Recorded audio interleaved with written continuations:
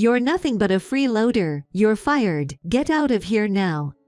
For the past few years, having stepped back from the forefront of work, I was troubled by the behavior of my younger boss, Mike, who looked down on me, calling me a freeloader.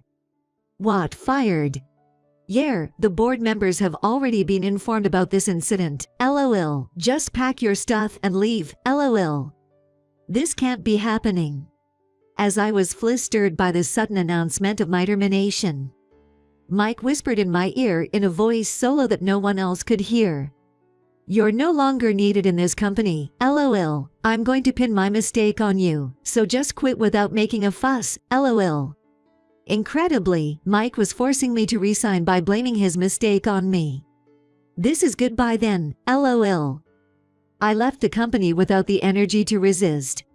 When I got home and told my beloved wife, Sarah, that I had been fired, she surprised me by smiling and nodding, saying, "Thank you for quitting." After finding out her reason for saying that, I felt proud of Sarah and was reminded of my initial aspirations. My name is James. I'm a 45-year-old employee. I'd been married to Sarah, whom I dated in college, for 20 years now. We haven't been blessed with children, but we do live happily together. After graduating from college, Sarah landed a job at a major manufacturer, but quit to support me as a homemaker after our marriage. She was beautiful and academically excellent, apparently top of her class in the company's personnel evaluation among her peers. Honestly, I thought it was a waste for her to quit working, but Sarah seemed to have no regrets, laughing it off. I don't have anything special I want to do. So, I thought I'd support your passionate pursuit what you want to do, with all my might. But having someone as talented as you confined to the home seems like a waste. Not at all. There are plenty of people who can replace me. There was never a job that only I could do. But I was happy to have Sarah at home, but I kept checking with her because I was worried she might grow bored of that life. However, my worries seemed unfounded, as Sarah maintained a cheerful smile. I've already decided. Or what, you don't like having a homemaker wife? That's not it. I'm happy to come home to you. Teehee, I'll do my best to make delicious meals. For 20 years since then, Sarah has kept our home clean and continued to make delicious meals for breakfast, lunch, and dinner. As for me, a recipient of my wife's devotion, I'm a game creator. I've loved games since I was a child, spending every day immersed in them, even at the expense of sleep. Gradually, I wanted to try my hand at creating games, leading me to where I am now. After graduating from college, I joined a major game production company, around the time I got married. My proposed project was approved for the first time, and I was busy working with the authority to lead the project. Back then, pulling all-nighters was the norm, and I lived a life of just coming home to shower and change clothes. This is what made Sarah worry, and influenced her decision to become a homemaker. Thanks to Sarah's devoted support, a turning point came for me a few years after we got married. A friend from college asked me if I wanted to start a company together. This friend had joined a rival company after college, and they often shared their situation and other information with me over drinks. The proposal to start a business came out of the blue during one of our drinking sessions. "Hey James, how about we start a mobile game development company together?" A game development company? Your games are selling like hotcakes, but the rights belong to the company, right? Doesn't that frustrate you? Well, I'm satisfied just being allowed to make the games I love. I've never even thought about starting a business. At that moment, I was taken aback and stumbled over my words, having never considered entrepreneurship. You're so naive. You have the talent. Don't you ever think about using it to do what you want, earn more, and make Sarah happy? I don't have such talent. Then what about the huge success of the new game you were in charge of recently? Was that just a fluke? That wasn't just my effort alone. Stop being so modest. Plus, being a salaried employee comes with so many restrictions. Don't you ever wish you could create games more freely? My friend's words made me realize something. Indeed, fully realizing my vision for game development was difficult and frustrating as a company employee, which had its limitations. More freedom, I do want that. Though, are you getting interested? Is it really possible?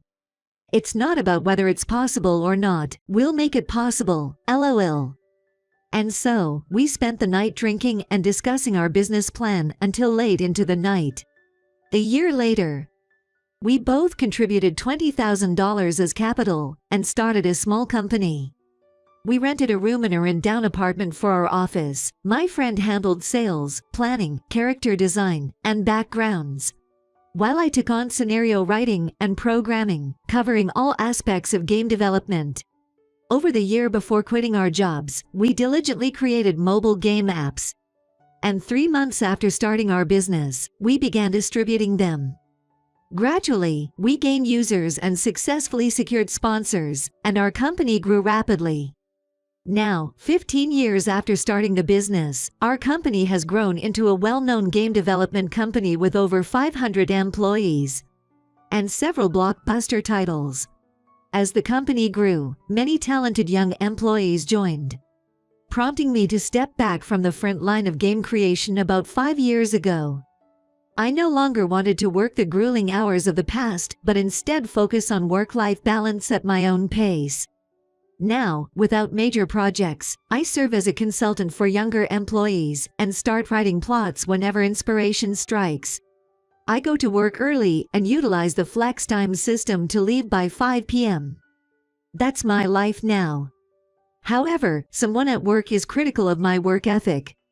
Mike, a young employee who was promoted to manager in just 8 years, always confronts me and looks down on me. Mike has always been ambitious, which I used to admire. But his aggressive attitude has backfired in recent years, where it's been directed at me. Today, as I was reading a document alone, Mike came up from behind and said, "You always seem to be free, make sure you're actually working too." I found some interesting material and was just looking through it. Material, LOL, you're not even handling any significant work, and you're talking big, LOL. It's clear as day you're not doing anything, LOL. Nah. You freeloader, LOL. I was at a loss for words at his direct insult. Mike continued. Why don't you just retire, LOL, you getting paid without working is irksome to everyone around here. Now hold on a minute, I do take care of some necessary tasks. Come on, spare me the excuses, LOL, it's infuriating to see someone like you, if you're not going to work, don't come to the company at all. Facing such harsh criticism every time we met, I was troubled. While I pondered how to deal with Mike, the harassment and verbal abuse escalated daily. Then, one day, an incident occurred. Hey James. What is it? As I arrived at work in the morning, Mike suddenly called out to me, anger in his tone. You're making our major sponsors angry, what are you doing? What about the sponsors? Don't act like you don't know, LOL, you rejected all the proposals to feature their products in the game without consulting anyone. And just went ahead with the production, didn't you? No, what are you talking about? Mike's yelling echoed throughout the office, and in front of many employees, I was berated, feeling like I was on pins and needles. I wasn't even in charge of any game production work involving sponsors. Looking directly at Mike, I could see the laughter in his eyes. Now, I've overlooked you not doing your job, but I can't stay silent if you start causing losses for the company. You're fired. Fired. Yeah, the board has already been informed about this incident, LOL, just pack your stuff and leave, LOL. This can't be happening. In a voice so low no one else could hear, Mike whispered in my ear. Our company doesn't need you anymore, LOL, at least with this, I'll let you take the blame for me, a valuable employee, LOL. Incredibly, Mike was forcing me to resign by pinning his mistake on me. And he had meticulously involved the board members too. This is goodbye then, LOL. Saying that, Mike sneered at me and spat out his words. After being berated by Mike, I silently packed my things and left the company without the energy to fight back.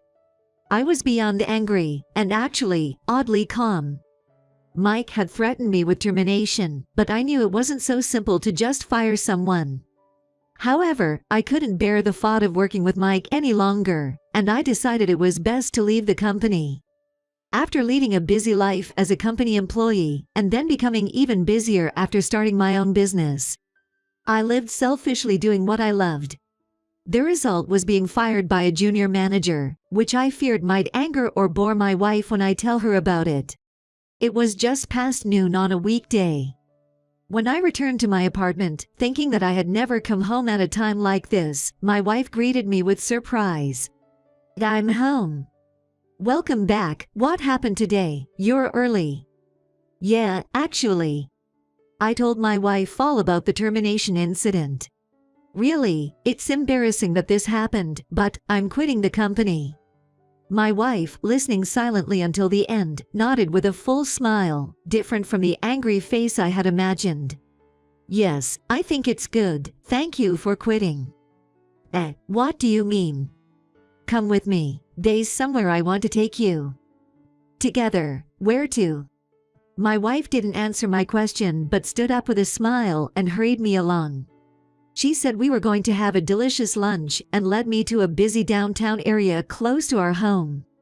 As we walked down the busy main street lined with office buildings and fashion malls, people approached my wife, occasionally shaking hands. "Are you Sarah? I'm a fan of yours. I'm so thrilled to meet you." "Thank you. I came to this restaurant today because I saw it on your blog." "Really? That makes me happy." I was utterly bewildered, staring dumbfounded at my wife, who had become a celebrity. After the crowd dispersed, Sarah turned back to me. Surprised. "Yay, a bit. What's going on, Sarah? Are you a celebrity?"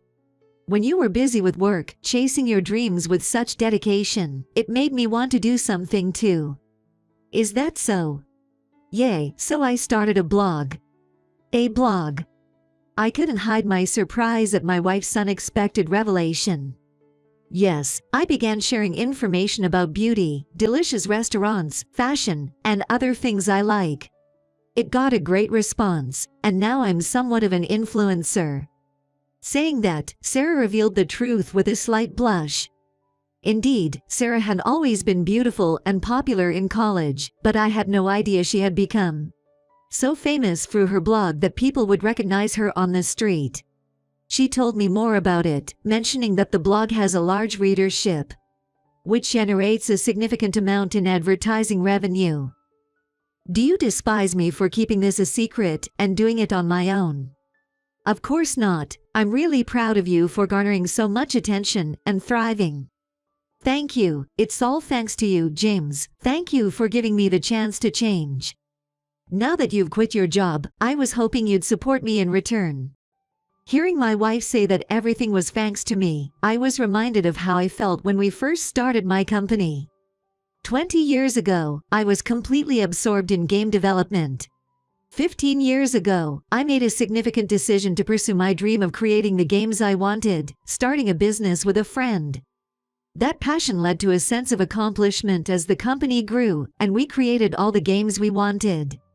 However, Sarah's words made me realize that my desire wasn't just about being a game creator, but about wanting to grow the company as one of its founders. Now, with many talented young employees having joined, I felt the work had become routine and less innovative, making it less interesting. This growing concern about the company's direction prompted me to reach out to my friend. He too felt the mobile game development industry was saturated with rivals. Moreover, that we needed to create more innovative content to ensure the company's future. As a result, we decided to hold a shareholders meeting. On the day of the meeting, I wore a suit for the first time in a while and visited the conference room of the company I had left. Among the familiar faces was Mike, and I felt disheartened to see him.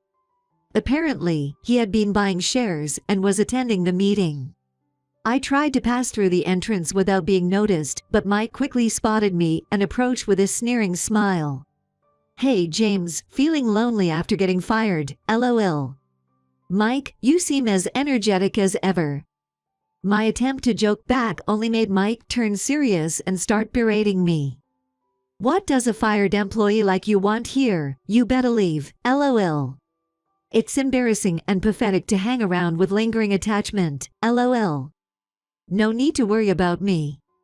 Shut up and just get out, don't make me say it again, get out of here.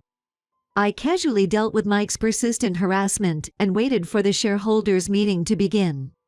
Soon, the meeting started with my friend, the president, taking the stage as the chairperson and declaring the meeting open. The meeting proceeded, and it was time for Q&A with the shareholders. When I raised my hand, Mike, you had followed me to the next seat and had been pestering me, tried to stop me in surprise. Come on, LOL, raising your hand is so embarrassing, stop it, LOL. A minor shareholder like you should stay quiet, LOL, you're disrupting the proceedings. Ignoring Mike's heckling, I looked towards the host, and my name was called. Mr. James, thank you for joining us today. Please, go ahead with your question. My question is this: it seems there are no new business ventures, and I'm concerned that without them, the increased personnel costs and other expenses will lead to decreased profits. What measures are in place to address this? Director, your response, please. The board member, seeing my face, started sweating and trembling as he answered. Mr. James, as you rightly pointed out, there are numerous challenges with our future business plans. Please, be concise. Are there any measures in place, and do we have the necessary personnel adjustments for that? We are all considering that. It'll be too late to just consider it. Listen. I made every suggestion I could think of for the company's growth, and the management team listened intently, their faces stiff with seriousness. All the while, Mike stared blankly, not understanding what was happening. Therefore, we need new projects and the creation of a sales department. For that, we also need flexible staff reallocation, according to each employee's strengths. Understood. Then, unable to hold back any longer, Mike loudly interrupted the proceedings. Wait a minute, LOL, why is the director even listening to this guy? LOL, stop it, please. At Mike's words, the faces of the management team on stage froze in an instant. You idiot, who are you? How dare you speak to Mr. James like that?